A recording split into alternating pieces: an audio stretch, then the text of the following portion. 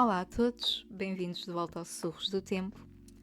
Hoje começamos com o primeiro episódio de uma rúbrica que fará parte aqui do podcast, chamada Obras-Primas do Mundo, onde irei partilhar convosco a minha review de clássicos estrangeiros para vos abrir o apetite para os irem ler, ou caso já tenham lido, para que possamos dialogar abaixo nos comentários sobre as vossas próprias interpretações e ideias sobre os livros que aqui apresentarei. Para este primeiro episódio tenho para vocês a minha review de um clássico inglês, o primeiro clássico estrangeiro que li, aliás, e que já reli várias vezes. É muito aclamado e conhecido em todo o mundo, aliás, quase todos vocês, se não o leram, já devem pelo menos ter ouvido falar ou assistido às várias adaptações de filmes e séries, que é O Orgulho e Preconceito de Jane Austen. Este foi, sem dúvida, o livro que me apresentou verdadeiramente aos clássicos, já que foi o primeiro que li por iniciativa própria, sem ter sido uma leitura exigida pela escola, e por isso mesmo acho que me abriu os olhos de uma outra maneira para este tipo de obras, e me fez apaixonar, em primeiro lugar, pelo estilo único de escrita de Austen, que é o que mais aprecio nas obras dela, e em segundo lugar, pelo valor intemporal que obras como estas têm, e por isso mesmo a inegável importância que os clássicos têm. Mas vamos, em primeiro lugar, contextualizar um pouco este livro. Esta obra-prima da literatura inglesa foi publicada pela primeira vez em 1813 e é um clássico que continua a cativar os leitores de todo o mundo pela perspicácia, inteligência e um humor brilhante da autora ao retratar a sociedade desta época e que, como já referi anteriormente, tantas vezes se traduz na nossa própria atualidade, tornando-a tão fácil para nós leitores de identificarmos-nos e relacionarmos-nos com a obra. O Orgulho e Preconceito é um romance que nos insere numa Inglaterra rural do final do século XVIII e início do século XIX e conta a história da família Bennet, em particular das 5 irmãs, Jane, Elizabeth, Mary, Catherine ou Kitty e Lydia. A história começa quando Mr. Bingley, um jovem rico e solteiro, aluga a propriedade de Netherfield Park, nas proximidades da residência dos Bennet. E esta chegada causa um grande entusiasmo e quase histerismo da Mrs. Bennet, a mãe das jovens, e alguém que me faz muito lembrar uma daquelas senhoras casamenteiras e bisbilhoteiras da aldeia. Mrs. Bennet tem como uma única missão de vida ver as suas filhas bem casadas, como grande parte das mães desta época. Por outro lado, o pai das jovens, Mr. Bennet, é o oposto total da mulher, donde um sarcasmo e ironia brilhantes, que o tornam o meu personagem preferido. Os diálogos dele com a mulher são do melhor que há.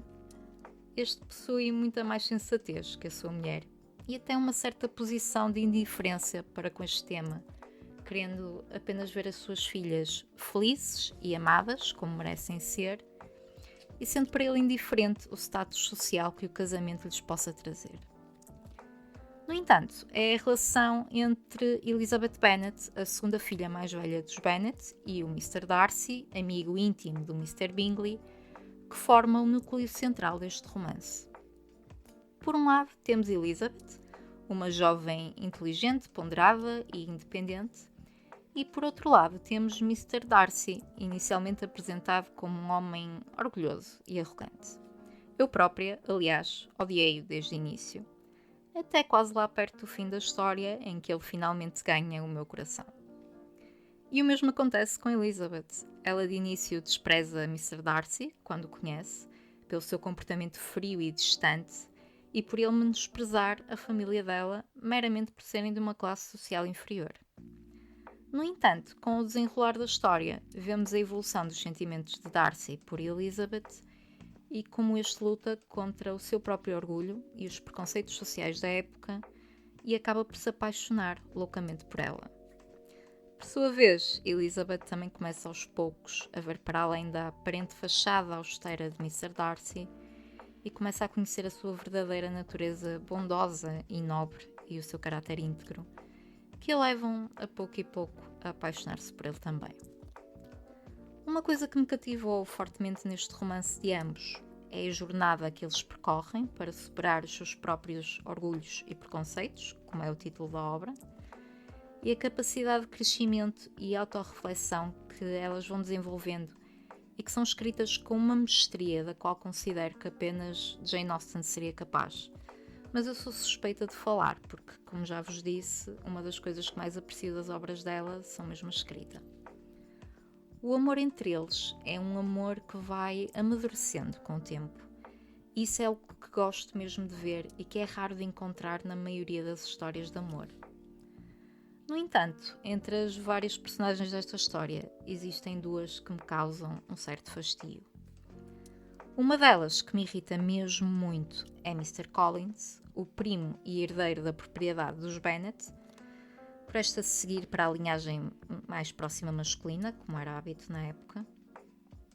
Ele primeiro insiste com várias investidas para casar com Elizabeth, de um modo desprezível, não aceitando o não dela como resposta, como se ela estivesse a fazer-se de difícil, para exatamente 3 dias depois acabar por casar com a amiga dela por mera conveniência.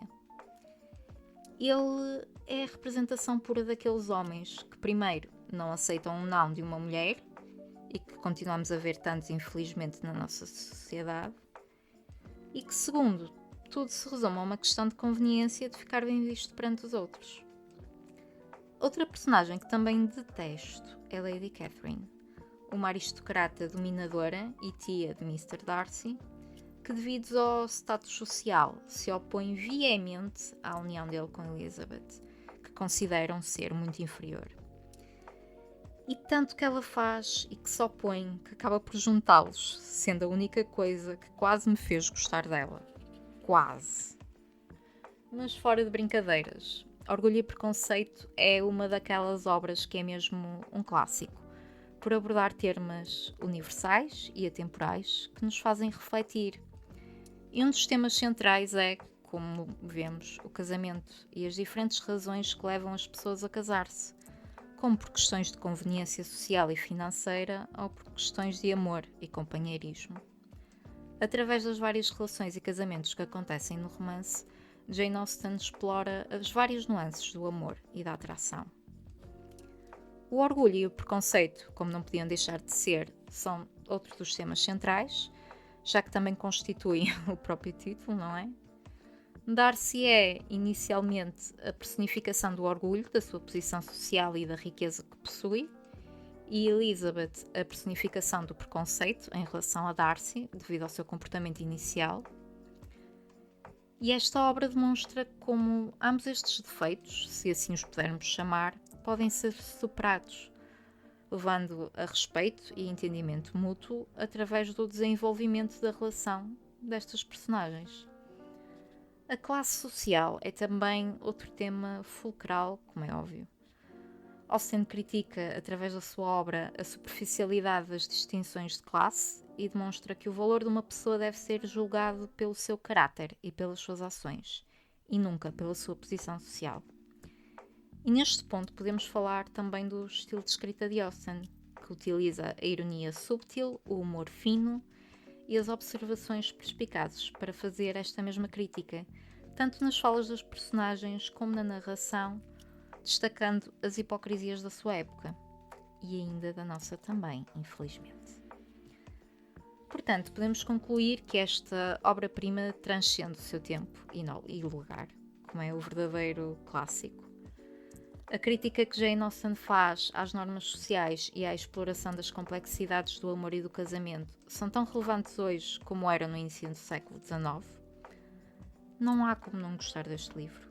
É uma leitura envolvente e divertida, mas que também proporciona momentos para refletir sobre a natureza humana e as relações sociais.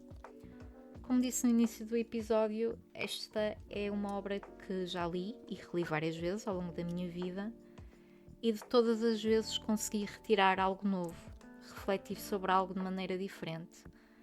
Cada leitura que fiz teve um significado diferente, e por isso é que aconselho a todos a lerem e a relerem esta obra sempre que tiverem hipótese. Antes de me despedir de vocês, quero deixar-vos com a minha citação preferida deste livro. Mais não podia ser do que uma fala de Elizabeth, e passo a citá-la. Quanto mais conheço o mundo, mais descontente fico. E cada dia que passa confirma a minha crença na inconsistência do caráter humano e na pouca confiança que pode ser depositada na aparência de mérito ou de bom senso. Bem, assim concluímos esta review de Orgulho e Preconceito de Jane Austen. Espero que tenham gostado e que para aqueles que ainda não leram e a obra vos tenha aberto o apetite para irem ler. Se já tiverem lido, deixem abaixo nos comentários as vossas reviews e opiniões. Não se esqueçam de deixar gosto e compartilhem com a vossa família e amigos. E, muito importante, inscrevam-se no canal para não perderem nenhum episódio.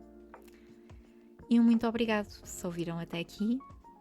Até o próximo episódio, já amanhã. Obrigada!